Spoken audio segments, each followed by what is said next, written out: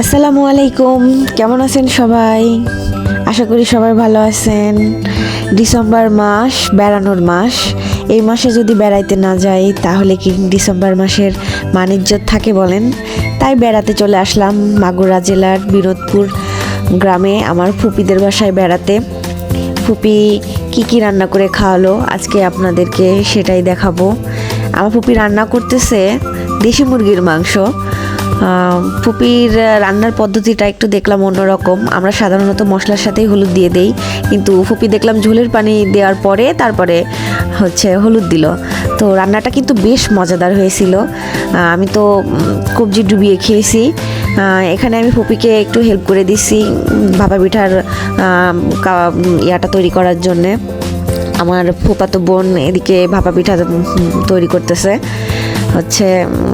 খুব সুন্দরভাবেই ও ভাপা পিঠাগুলো বানিয়ে ফেললো দেখলাম। তারপরে আমি ওকে একটু সাহায্য করলাম, ভাপা পিঠাগুলো একটু বসিয়ে দিলাম। দুই বোনে মিলেই করলাম, তাড়াতাড়ি চলে আসবো এই জন্যে একটু তোড়জোড় করে সব কিছু করা হচ্ছিল। ভাপা পিঠাগুলো কিন্তু খেতে দারুণ হয়েছিল। আমার ফুপি এদিকে ছিদ্রুটি তৈরি করার জন্য প্রস্তুতি নিচ্ছে। আমি ফুপির সাথে দাঁড়িয়ে গল্প করতেছিলাম আর ছিদ্রুটি বানানো দেখছিলাম। ছিদ্রুটি আর মুরগির মাংস খেতে কিন্তু অসাধারণ লাগে।